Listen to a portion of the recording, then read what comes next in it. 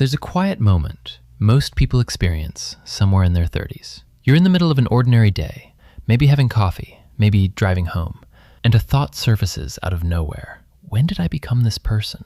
Not in a dramatic way, not with anxiety, just genuine curiosity. Like you're looking at yourself from a slight distance and noticing that the human living your life today is noticeably different from the one who existed 10 years ago. The values shifted. The things that used to excite you feel distant. Relationships that once felt essential have quietly faded. And somehow, you care far less about what other people think. Not because you worked on it, but because something inside you simply changed. Here's what's fascinating about that feeling. It isn't random. It isn't a sign that something went wrong. What you're sensing is one of the most well-documented psychological phenomena in adult development.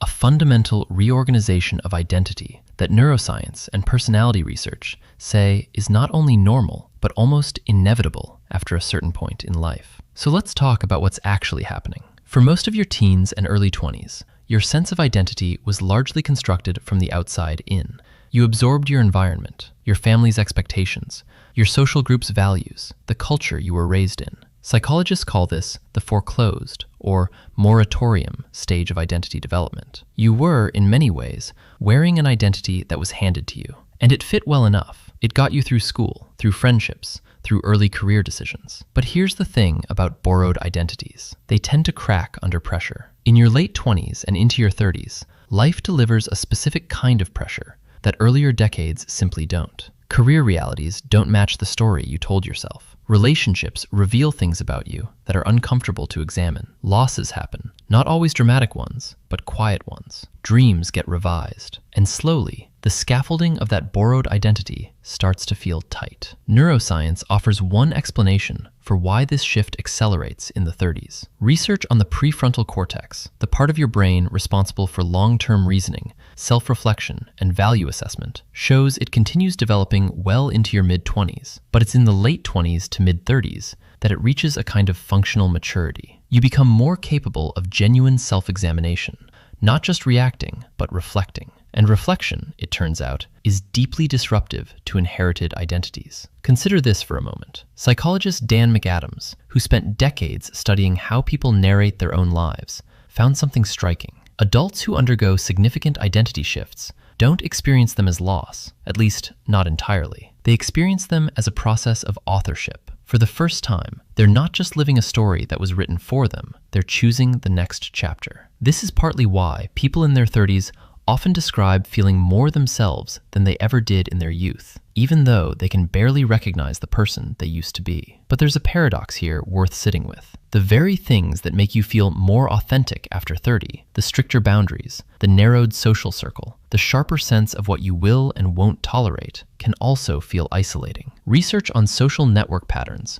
shows that people consistently reduce the size of their inner circle as they age, not because of failure or bitterness, but because the brain begins to prioritize quality of connection over quantity. Psychologist Laura Carstensen calls this socioemotional selectivity theory. As your sense of time becomes more defined, your emotional priorities sharpen. You stop investing in relationships that don't reflect who you're becoming. That's not withdrawal. That's refinement. Now, here's a question worth sitting with for a moment, and it's one that psychology researchers have found genuinely difficult to answer. How much of the person you are after 30 is the result of conscious choice, and how much is simply adaptation? Because here's what the research actually shows. A landmark longitudinal study tracking personality across decades found that the traits that shift most dramatically between early adulthood and middle adulthood are agreeableness, conscientiousness, and emotional stability. And they tend to move in the same direction across almost every culture studied. People generally become more patient, more deliberate, more emotionally regulated as they age. This isn't self-help, it's biology interacting with experience. Which raises a quieter, more interesting idea. Maybe the version of you that emerges after 30 isn't entirely who you chose to become.